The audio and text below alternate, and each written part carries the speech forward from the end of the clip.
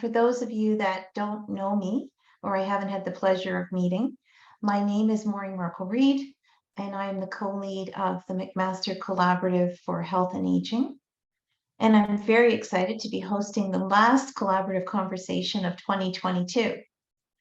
While we are gathering on Zoom, I would like to begin by acknowledging that the land on which McMaster is built and where I am signed in from today are the traditional territories of the Mississauga and Haudenosaunee nations, and within the lands protected by the Dish with One Spoon Wampum Agreement. We acknowledge the importance of the land, which we call home, in part to reaffirm our commitment and responsibility to improve relationships between nations and to improve our understanding of local Indigenous peoples and their cultures. I take this moment and invite you to join me to remind ourselves of our commitment to equity and fairness in our work and beyond. And I'd like to welcome all of you, especially our guest speakers, Kate Murzin, Joanne Lindsay, and George De Silva, to our collaborative conversation, where we bring together researchers and people with lived experiences to share their journeys and lessons learned in patient-oriented research. And today's conversation will focus on exploring the importance of working together with older people living with HIV at every stage of the research process and the impact these partnerships bring to and have on community-based research. So before we get started, I just have a few housekeeping items. This event is being recorded and will be shared with you following the event.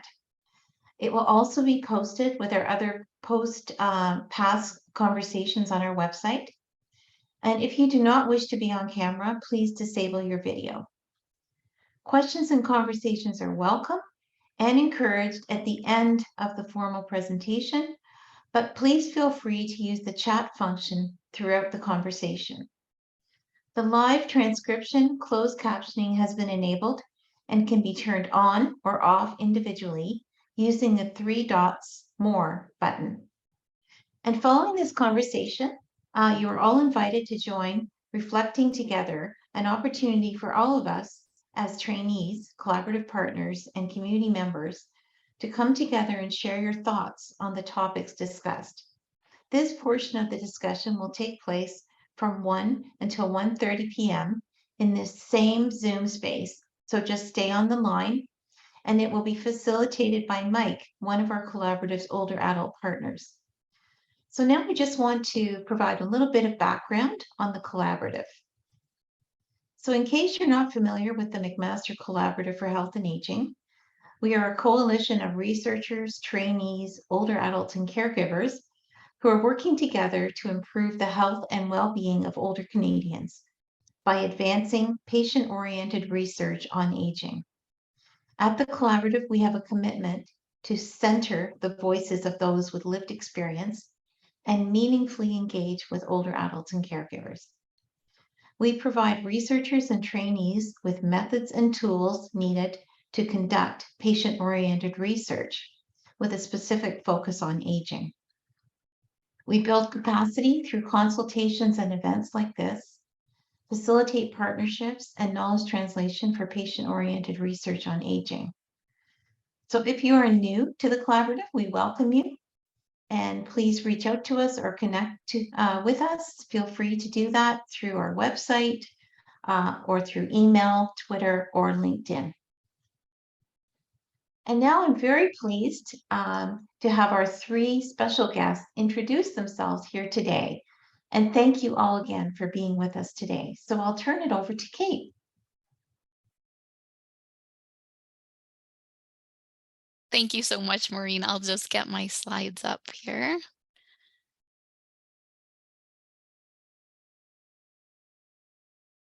Oops.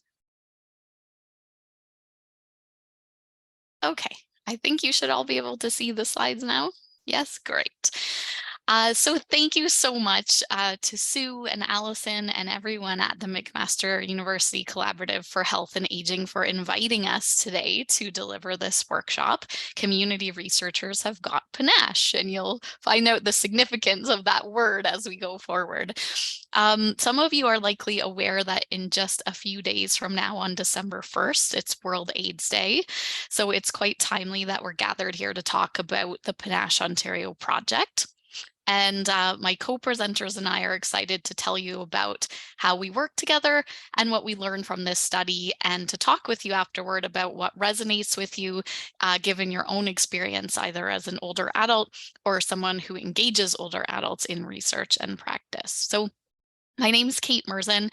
I'm the National Program Manager at Realize, which is a national organization dedicated to fostering optimal health and well-being for people living with HIV and other episodic disabilities. I'm joined today by two community researchers who will introduce themselves in just a moment. But as was done at the beginning of the session, I just want to acknowledge that I am also located in Hamilton and currently on the traditional territories of the Erie, Neutral, Huron-Wendat, Haudenosaunee, and Mississaugas, and neighbor to the Six Nations Reserve.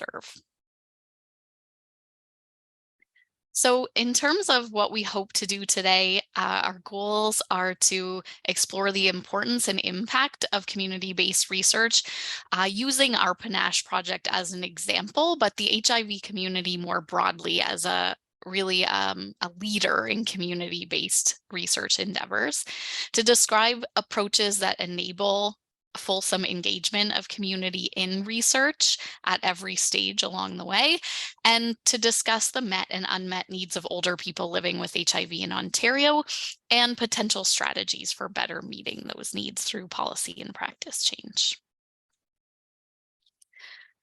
So I'm going to give you a brief introduction to PANACHE, what we did and how we did it, what we found, and some of the emerging recommendations. So just to begin, let me introduce what PANACHE stands for, because that actually tells you what the study is all about. So PANACHE is an acronym for Preferences and Needs for Aging Care Among HIV-Positive Elderly People. We're going to be reporting today specifically on the findings from some focus groups that we conducted in Ontario.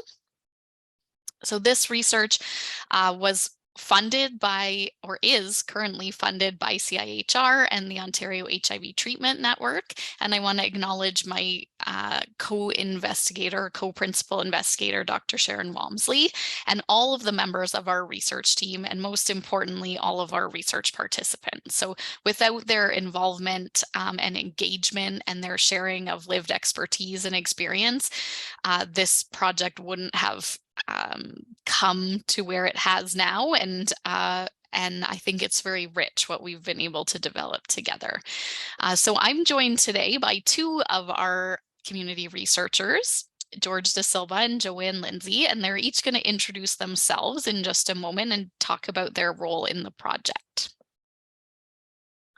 So the purpose of the PANACHE study is to gather information on the care and support needs and preferences of older adults living with HIV, and then to use that information to inform policy and practice change that's evidence-based and optimizes the well-being of older people living with HIV. So today we're going to talk about the findings of the PANACHE Ontario focus groups, which is really the efforts designed to meet the short-term goal of PANACHE, but we do have funding now to continue the PANACHE project, to expand at the national level and conduct a needs assessment survey that will help us to meet the longer-term goals of the project. So I'm going to turn it over to George first, and then to Joanne. I'm going to invite George to start by introducing himself and maybe just speaking briefly to two questions, which is, why is it so important to engage community researchers in projects related to HIV and older adulthood, and more broadly, aging, and what drove you to get involved? So I'll turn it over to you, George. Thanks, Kate. Hi, I'm George, and I'm somebody that's been living with HIV for over 20 years. So why get engaged as a researcher? And I think to answer both questions in one answer is, I'm 56. I'm at that cusp where I'm aging and I need to know things. And what better way of knowing than having those experts out there who are living longer than I have and have that expertise and can share with me what ways they use. And I'm going to call them tricks and trade of the trade, because that's what I learned. I learned, oh, how can I do certain things? And it was a marvelous group. And I do have to say, my cohort, Joanne and I, we were able to spearhead a lot of the conversations with some of these groups. And I'm going to pass over to Joanne now, because I think that's all I have, but there's more that's coming. So Joanne, go on.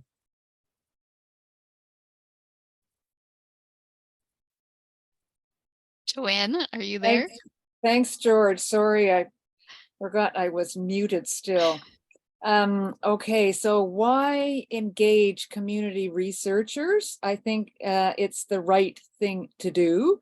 And why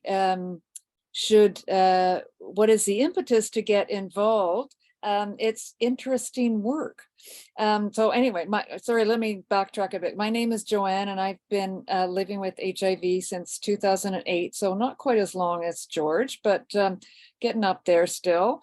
I first started being involved in community research in the HIV community around 2012 or so, and it just seemed like it was a good thing to do, the right thing to do. It could be interesting work. I was learning more about research. I did have some research skills before that, but I was able to start in a whole new field of research. And if you speak to people living with HIV about why they do anything involved with the HIV community, they will inevitably talk about giving back to the community, how contributing to the community and to research that will impact the community is a fulfilling thing for them to do, and a way of feeling like you're giving back to those whose backs and shoulders you are standing on. HIV community has a long history of AIDS activism, and that is why there is so much research in HIV compared to some other medical conditions. So it's the right thing to do. It's interesting work. You meet other people living with HIV, and you learn about the situation. You learn about a health condition that you actually are living through. So over to you, Kate, please.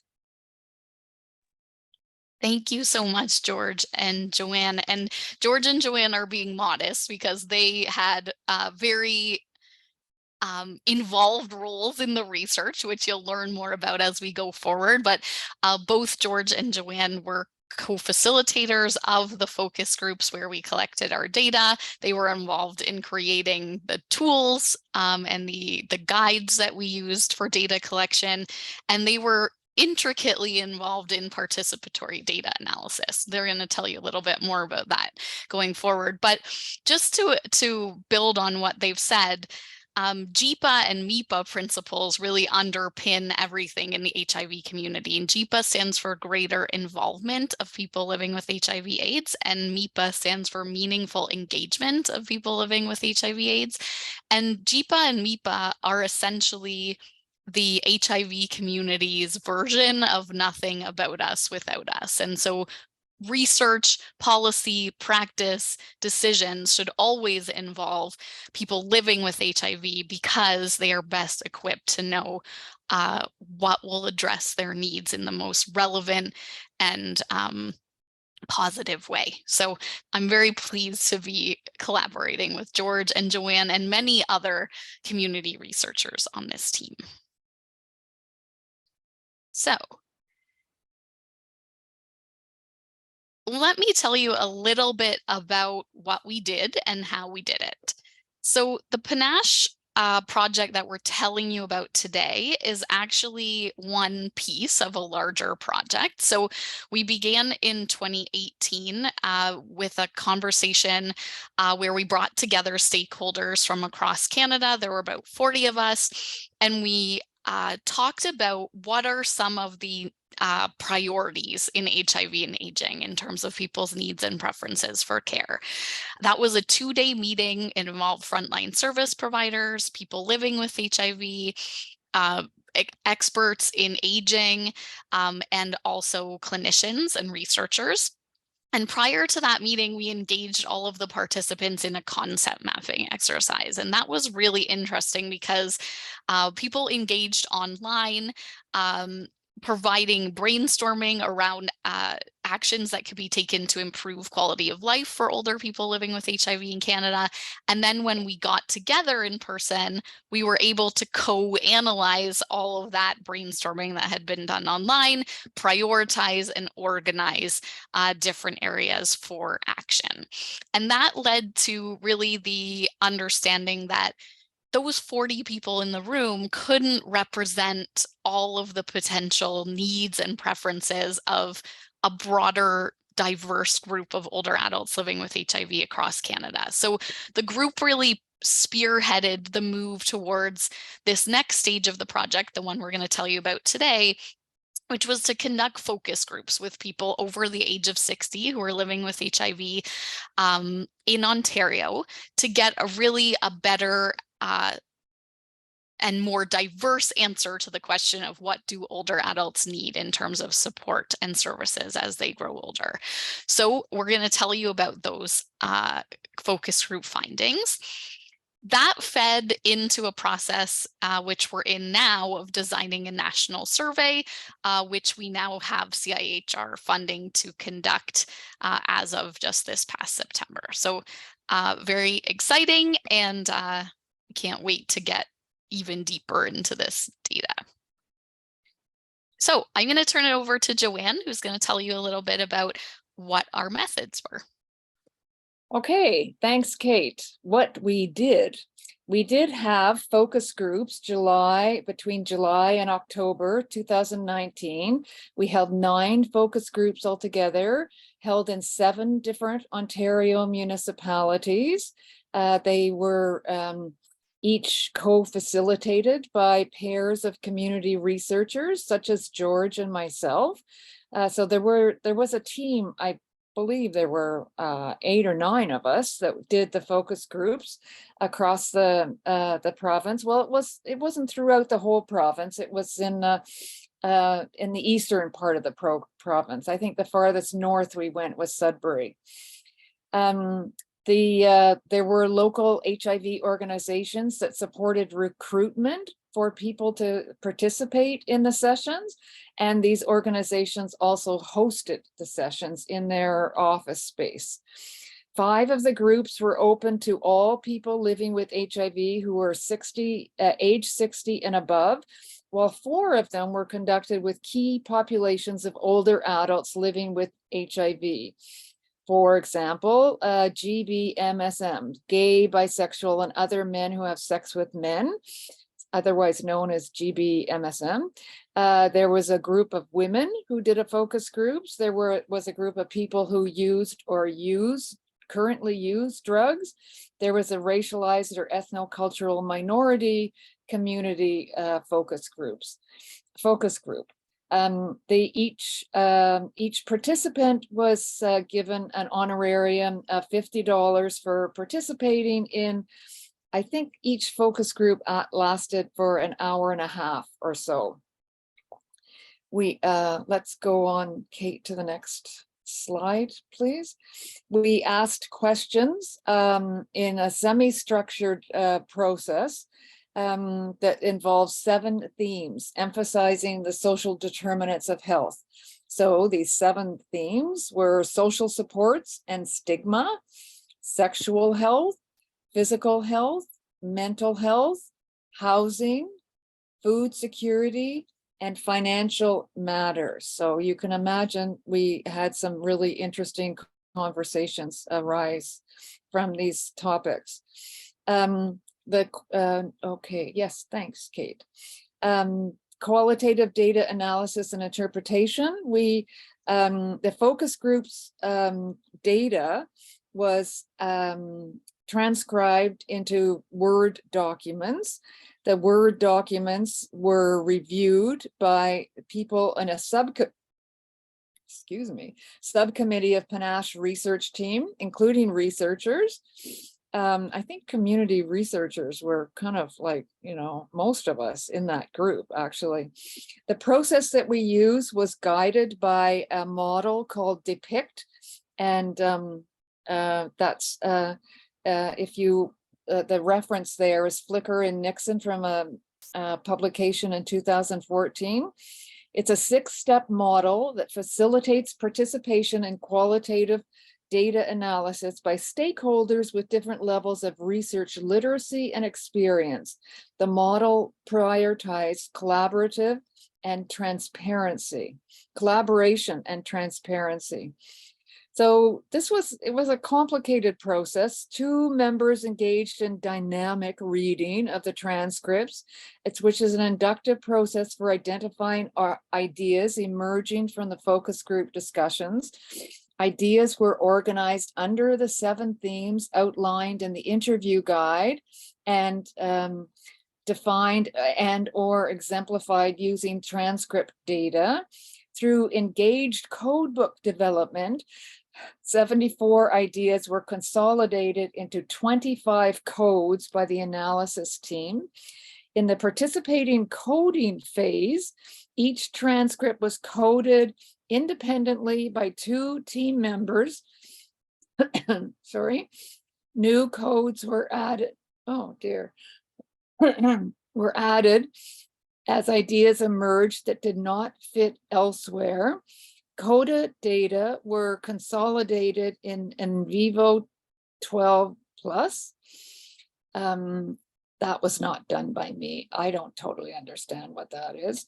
Inclusive review and summarizing of categories, as well as collaborative analyzing, were done through 13 virtual team meetings as necessitated by COVID-19 related restrictions. So I just want to reflect a few minutes on what I learned from the process. It was pretty intensive. It was highly interesting and sometimes entertaining. We got into discussions, maybe even debates at some points, on where things fit and what went with what, and what did this quote mean, et cetera, et cetera. We had very unstructured discussions amongst the group. I remember 4 or 5 of us in particular. I don't know if the group was larger at one point and it scaled down to 5 of us, but it was pretty intense and very interesting. I learned a lot personally. I think other people did too. I think people who were on the in the group felt completely and utterly heard in the process. It was very respectful, very inclusive, very interesting experience. Intense is the word that keeps coming to my mind. I know that there are people in the group 5 who felt like it was like almost transformational.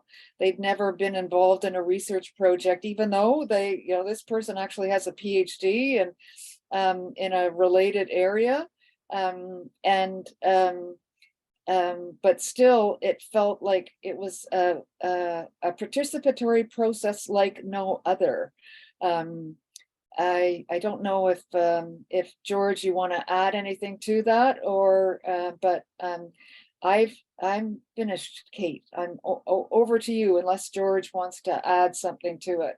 So just quickly, even though Joanne is using the word intense, it was a positive intensity to it. Absolutely. Because we collaborated so well that it wasn't like somebody going off and saying, you know, you're not listening to me, or we all listen to each other. And it would be great if some politicians can learn from the way we were able to sit down as a group to come up with these ideas and suggestions. So that's my point of view. Kate. Thank you so much, Joanne and George, for that.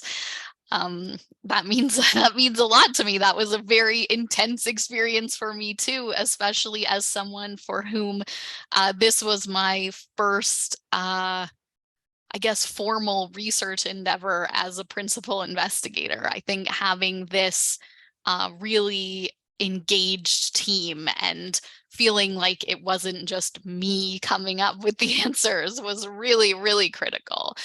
And that just speaks to the fact that PANACHE is first and foremost a community-based research project. So of our almost 40-member research team, half are people with lived experience of aging with HIV, and we try to engage the team at every possible opportunity. So, you know, we've taken 3.5 years to lay the groundwork for this national needs assessment, which to some people seems like forever. And I agree, we're so eager to get the data, but we have done it together. And I think as a result, we have developed working relationships and strength and confidence in our ability to really come to some meaningful conclusions from the research. So community members were involved at every stage in terms of proposal development, research tool development, recruitment, sampling, facilitating our data collection through our focus groups, participating in data analysis, input into the content of both our community report and our peer-reviewed manuscript, and opportunities like this to do knowledge translation. So I'm going to turn it over to George, who's going to give you a sense of what we found and some of the demographic profile of our PANACHE Ontario cohort. And then we'll tell you some of the qualitative themes that emerged through the study. So George, over to you. Thanks. I get to go over all the dry numbers with you. But anyways, one of the things I'd like to also point out is all this data was collected prior to COVID, which makes a big difference, because I think it would have been 10 times harder, and Joanne, pipe in if you wish, to collect that data, because I know that we got into a car, we drove to London. We couldn't have done that during COVID. We couldn't have had these numbers. So even though what you're seeing and what we're depicting are numbers, it's interesting to see the number. We had 73 participants that were involved. The average age was 64. I'm not there yet, but I will be sometime. And there was sort of that equal, half identified as gay, half as other orientations, and just about half identify as white, with the other half with a diverse mix, which is great in most studies that you can get. So the numbers themselves speak to that really wide range of diversity, which is what we wanted to get into the study. Next slide, Kate. So in this slide here, what we're looking at is 2/3 identified as men, and about 1/3 as women. Sometimes it can be a little hard to get the women demographic out there, but we were able to get that, which was great too. And the median length of living with HIV, which is, I think, interesting, because I've been over 20 years, is 23 years, with a range of between 2 to 37 years. 3/4 of the participants who lived with HIV for over 20 years identified as men. And the length of time living with HIV was more evenly distributed for cis and trans women in the study. Next slide. Thank you. So in this slide here, nearly 60% of the participants lived alone, which to me speaks volumes, because as somebody that's aging, living alone is scary. And that's one of the things that I was interested in learning, because I'm living alone. So how can I gear myself to that? And the most common source of income was one or more benefit programs. as somebody on ODSP, and just for anybody else's knowledge, with the latest conservative budget, you can now claim $1,000, finally $1,000 before there's a clawback on ODSP, which just recently changed. So that's going to have an impact also for people aging, I think, and working with ODSP. Where 11 reported that they had other benefits that, or working part-time to supplement their income. Not shown on the slides is the fact that 70% of the participants reported being in rental units, like myself, where only 16% had their own housing or ownership, which is a little bit scary for me, because where are we going to go when we age? What are we going to do? So what's going to happen going on? I'm going to pass over to Kate to continue on. Thanks so much, George. And sorry you had to do the dry bits, but someone has to do it. In terms of current needs of people in the focus groups, there were a large variety of needs ranging from basic survival to community inclusion. So affordable, safe, and secure housing and healthy, plentiful food were the most cited needs. And I think that was because often they were partially unmet, which is very concerning, as George mentioned. Physical and mental health needs included, the gamut of things: medication, medical supplies, mobility aids, dental work, eyeglasses, hearing aids, mental health supports and therapy, and crisis response. So a few people described actually needing another person to be physically present in their space or close by in case they had some kind of an emergency, like a fall. There was definitely needs expressed around more information on what to expect with aging, whether that was care options, financial planning, service navigation issues. And there was definitely a clear lack of understanding about some of the government benefits available to people as they grow older and reach the age of 65. In terms of social and emotional needs, those were identified as companionship, emotional support, spiritual, and peer support being very, very important for people aging with HIV, as well as broader inclusion in the HIV community. Several people actually linked their need for community engagement and involvement to the practical need to be mobile and worries about whether they would be able to ambulate and get around as they became older. So there was a very high prevalence of self-reported chronic illness, pain, and disability among our research participants. While a few people said that they were as active as ever, mobility issues, low energy, falls, pain, and loss of dexterity all contributed to varying degrees of difficulty with activities of daily living for most participants. Those health issues were often exacerbated because of inconsistent access to health benefits, healthcare services, and assistive devices.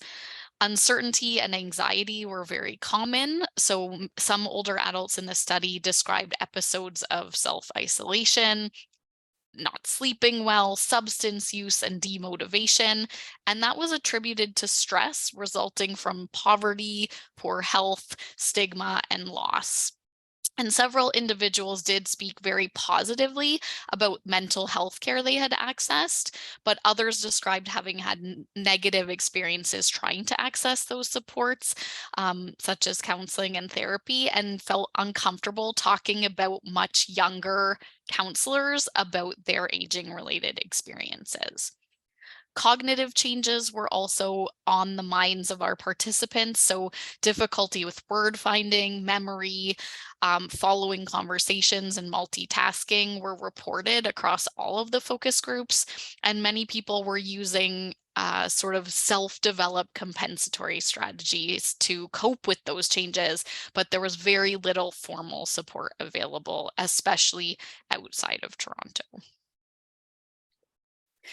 So are these needs being met? The short answer is sometimes. So participants reported accessing a wide variety of different health-related services, but there were many barriers to access that were stated by the participants. And those included social determinants of health, provider issues like a knowledge of HIV and aging among healthcare providers, and structural challenges like racism, HIV stigma, etc. The amazing thing is that many of the people involved in the study had developed resourceful strategies for overcoming some of their unmet health needs, but I mean, I don't think it needs to be said that it shouldn't be on individuals to mitigate some of these barriers to accessing basic needs for aging well. Subsidized housing, food programs, and community-based organizations were viewed as being important, but also problematic insofar as they tended to reinforce some of these problems. And definitely whether people lived in the city, in a city, or more rurally affected that whether their needs were being met. So we developed a framework to try to describe how HIV influences the experience of aging and how aging influences the experience of living with HIV. The intersection of aging and HIV tend to result in greater needs and unexpected challenges, including unmet financial and resource needs. So we noted, and this has been well supported by other literature, that older adults living with HIV, especially those who've been living long-term with the virus, share in common kind of a triad of experiences: trauma, stigma, and fear and uncertainty. And so we took the UN principles for aging, and we looked at sort of the rights of older persons being independence, participation, care, self-fulfillment, and dignity. And we looked at each of these rights through the lens of that experience of trauma, stigma, and fear, and found that these lived experiences really do shape aging care and support needs and preferences for people aging with HIV. So one of the major contributors is past trauma and loss. So people who received an HIV diagnosis at a time when there was no good treatment available, when they were losing possibly significant others or other friends or community members to AIDS early in the epidemic, and being possibly rejected by family after disclosing being two-spirited, lesbian, gay, bisexual, or transgender, or coming out with their HIV status or substance use.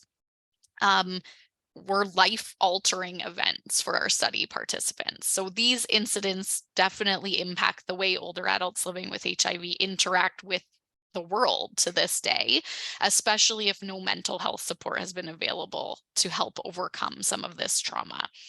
So the good news on this side of things is that emotional support from close friends, from peers, from others was readily available to a lot of our study participants. In fact, seeking support from others was one of the most commonly reported coping strategies. However, practical supports were lacking. And so because people's social network had been compromised by loss and rejection, they may not have the same level of informal caregiving support as other older adults.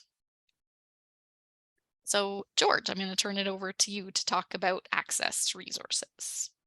Thanks, Kate. So as the slide says, and I would highly recommend people read the comments, and these were actual comments from our participants. And as Kate has mentioned, most of the participants were not working. And if you think back, especially when I was diagnosed many years ago, you were basically told to clean up your affairs, cash your life insurance, do everything.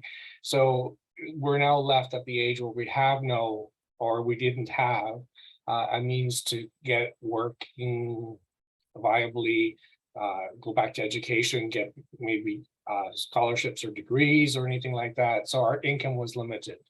And many struggle to afford adequate food, housing, and services and supplies. And the gap between their income and expenses would continue to widen as they age. And I'll give you a perfect example of that. This cost of inflation even adds even more to that. And the increase in ODSP was minuscule compared to the cost of inflation of food and housing that's going on right now. For those who have been living with HIV, long-term financial resources are especially scarce, because also think of it, if I have to go to a bank and say to my bank manager, I need a loan. Oh, and by the way, I'm HIV positive. What's the likelihood I might get that loan if that was the case? So there's things like that that we have to think about. The study participants described a variety of strategies, which I found just remarkable, that they used to cope with financial shortfalls and limited access to these supports. So because they knew that there were these downfalls that are or impediments that they have to do, they came up with ingenious tricks of the trades. And that's why I call them those tricks of the trades, which was just remarkable that I can use now. And we noted several instances in which participants shared conflicting information about their income and benefit entitlements before and after aging at 65. These misunderstandings indicate that there's an array of provincial and federal income supports and benefit programs Ontarians have to navigate to are overly complex. And what we mean by that is I might know a little bit about ODSP, but I don't know about the federal system. I don't know about OAS. I don't know how they're going to impede. What we found with when you put the group together, everybody has a little piece of the puzzle. And it's hearing those pieces of the puzzle and how does the puzzle work together that we found there doesn't seem to be a cohesive governance within the government. It has to be us as a group that can be able to piece those pieces together. Next slide. Okay. So then we looked at access to supports, and this gets to 2/3 of the participants report living alone. So it gets back to that number that I mentioned before, and interpersonal loss. So it becomes harder if you're a couple and one passes away, or the couple is no longer a couple and you're aging. How do you continue and how do you maintain the level of lifestyle that you have? Emotional supports from close friends, peers, virtual communities, families, including adult children and parents, were really readily available to a fair number of each participants. In fact, seeking support from others was not the most commonly reported mental health coping strategy currently used by the sample of older adults living with HIV. And as a gay man, this is one of the things I found was interesting for parents that had older kids who could understand what their parents are going through, who were there to support their children. But yet, how did the children feel about having to deal with their diagnosis with their family? Was interesting for me. Some could also access caregiving and practical supports from their networks, but others reported not having had the same level of support in their lives because their support networks have been compromised over the life course and had been rebuilt. And lastly, older adults living with HIV in our study said that staying engaged within the community, seeking other opportunities to learn and occupying a significant role in the social networks helps provide them with a sense of purpose and fulfillment, which was important for them. And so now we're going to talk about the stigma that ends up happening.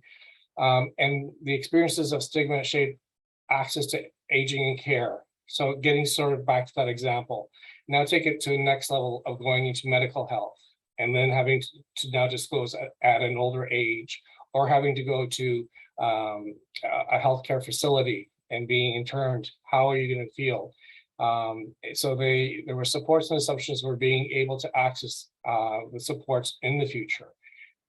is there going to be a healthcare facility strictly for HIV people?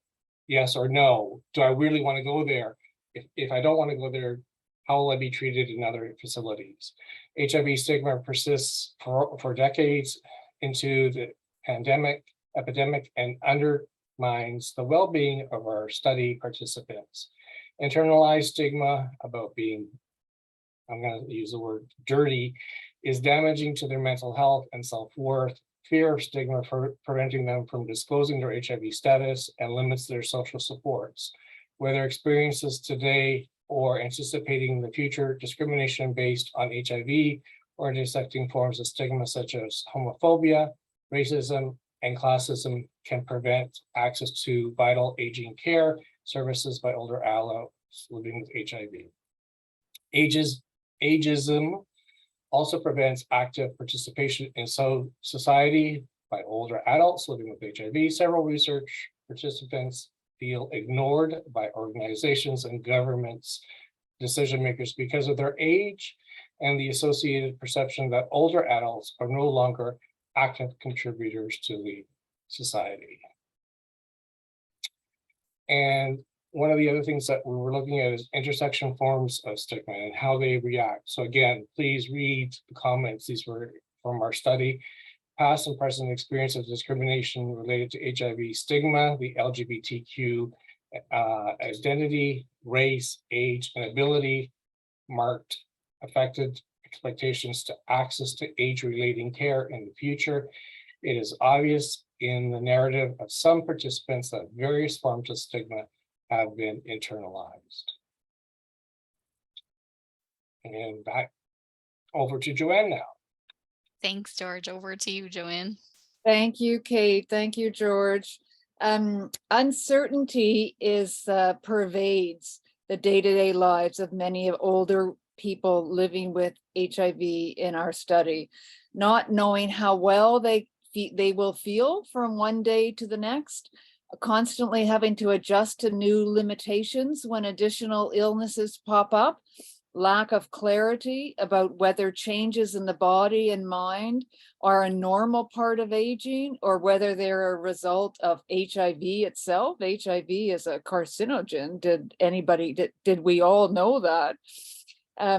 Or exposure to HIV medication over time affects the body. Whether they will be able to meet their basic needs for food and shelter is an additional source of uncertainty for many older adults living with HIV who live on a fixed income. Uncertainty about the future was also raised often by our study participants.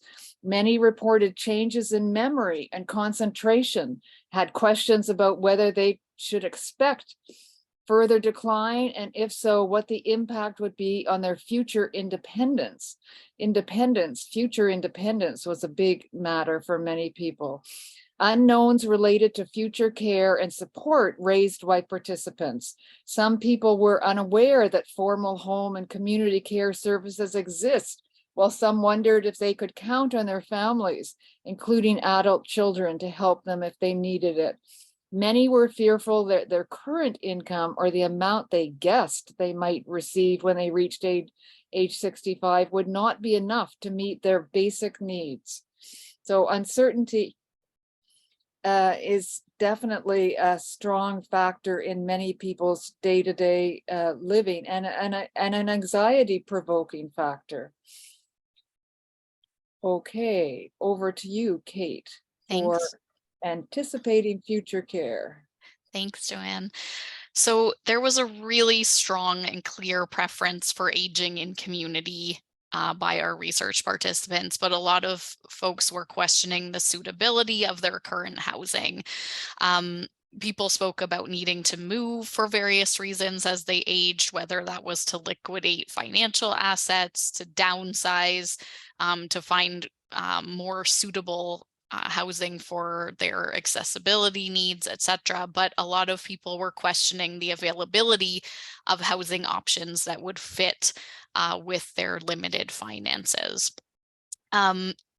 People also had many questions about whether they'd be able to perform those activities of daily living as they got older, and worried about living rurally, for example. So some people lived outside of cities in an effort to save money because housing was cheaper, but it meant that they needed to be more self-reliant in terms of transportation and didn't necessarily have people close at hand if they needed care and support, which they wondered if that would be problematic as they got older.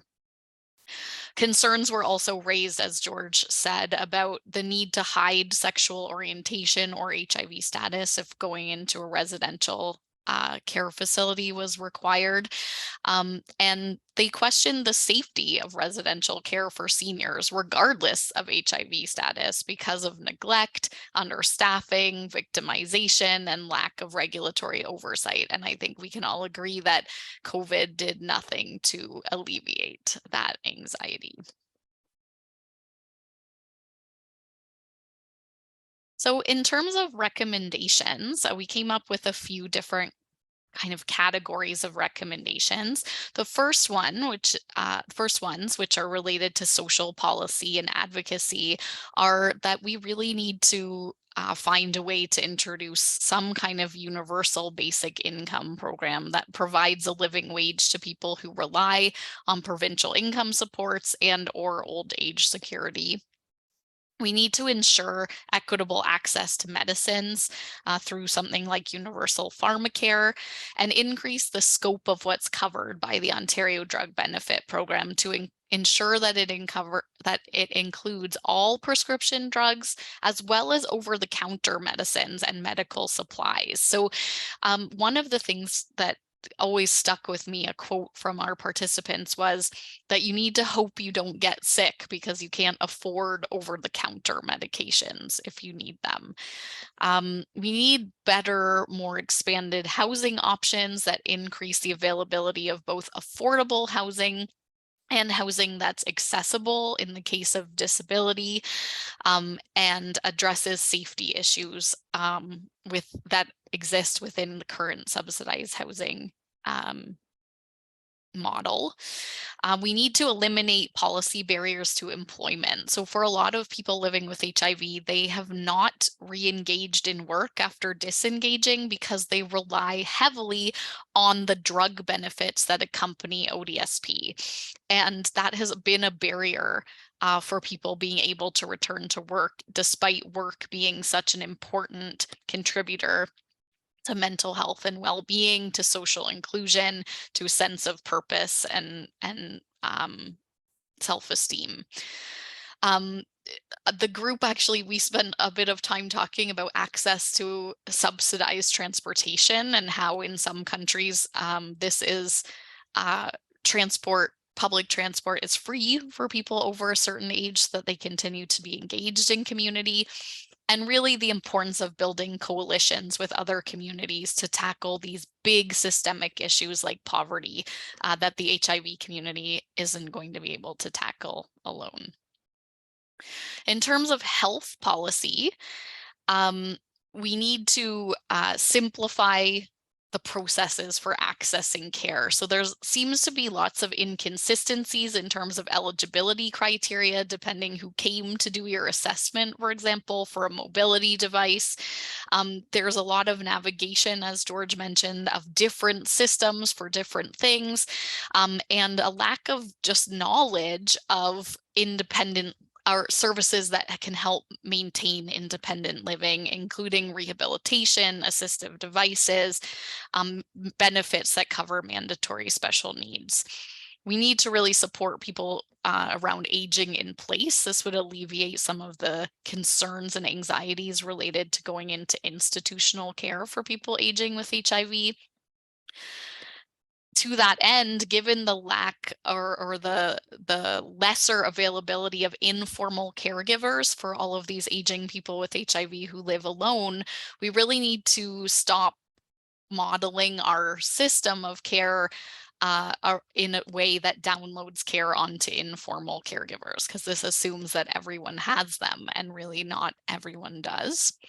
We need to value our professional caregivers more in terms of better pay and working conditions for people like personal support workers, and impose stricter regulations and routine inspections in long-term care and retirement facilities to ensure that they are safe and comfortable places for people to age and don't prioritize profit over care. In terms of practices, so really engaging in a meaningful way older adults living with HIV across all kinds of program and policy development activities, combating ageism and HIV stigma to make sure that people aren't sort of experiencing the intersection of those two identities, and having that act as a barrier to their access to supports, educating providers within the aging care setting, but also within the HIV community around the unique needs of people aging with HIV so that they are more confident in providing the supports that people need, and maintaining safe, welcoming spaces for older people living with HIV to come, to learn new skills, to be social, and to access programs not only within the HIV community, but in broader mainstream aging services. So for those of you who'd like to know more about the PANACHE study, these are links to our community report and our recently published article in the Journal of the International AIDS Society, which is open access. I think these are also going to be provided after today's session by email, and you can always reach out to me at my Realize Canada email address if you have questions. And I'm going to stay around for the discussion portion of today's chat. I think Joanne and George are each able to stick around for a short period of time as well.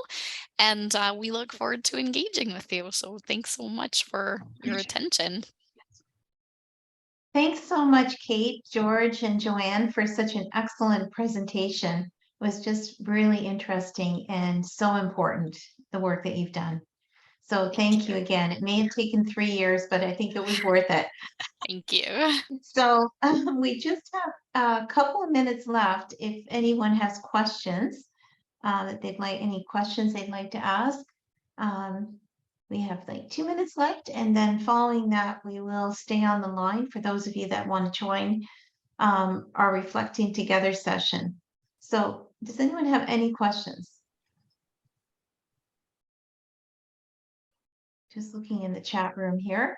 I see Lance is waving a hand. Lance. Sorry, Lance. Please go ahead. I think you're muted.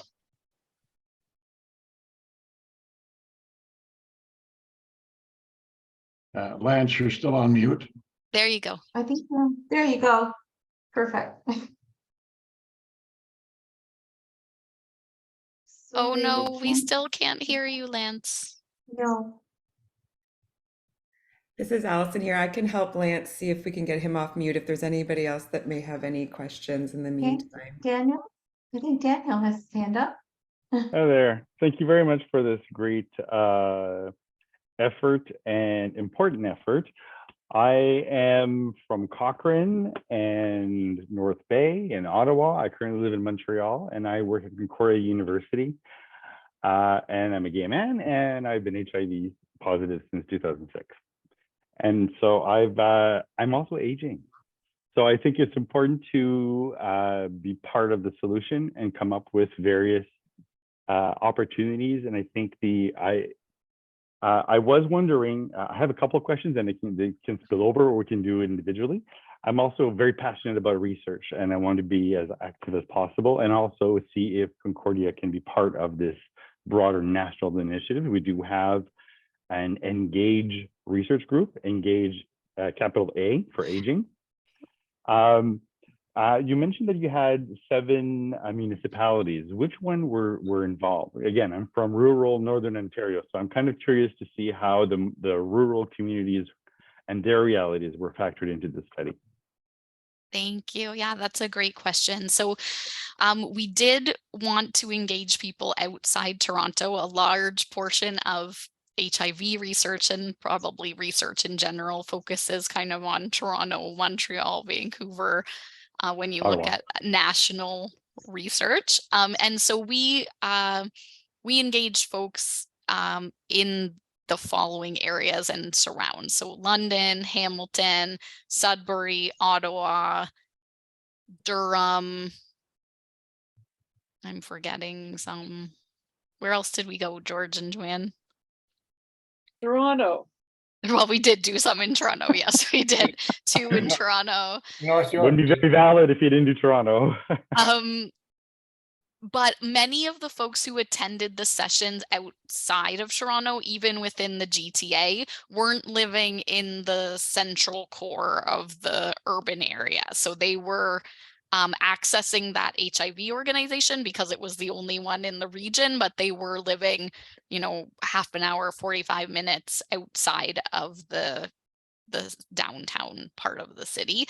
But agreed, that doesn't mean that they were rural, and we need to look at remote and the northern communities in much more detail. And the issue of aging at home, when George mentioned, I'm renting as well. My home it's a house, it's not a home, it's an apartment. And I know in Montreal and in Toronto, they're developing these units for the gay community. But the concept for me is to establish, what I'm hoping is we'll establish our version of an intergenerational housing system, because we don't want to be isolated from youth. We want to engage. And so how can we, because there are a lot of HIV positive youth that could actually benefit from the old wise ones as we are, and beyond HIV, a lot of your presentation, and I quite appreciate it, had nothing to do with HIV. It had to do with aging, and aging alone, because there's a certain category of the aging, particularly the men, they, as I believe Mike mentioned, they have kids. Most of us don't anymore. There was just that one part where they came out at 50 or 60 years old and they went through the life. So we don't have that level of support. Yes. And so I think that there's something to be explored in terms of aging. I was also wondering, first of all, I don't know if, I don't want to monopolize the time. There was, is the other person able to chat? Lance, can we hear you now? No, we still cannot hear you. Yeah, I'm still working on trying to help Lance. Okay. I'm just wondering if, I hate to interrupt, but I just want to be respectful of everyone's time.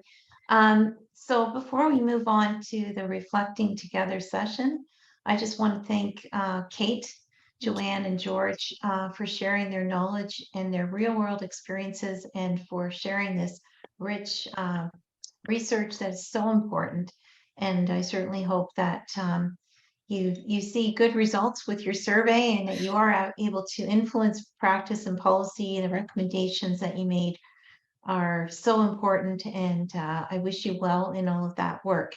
Thank you.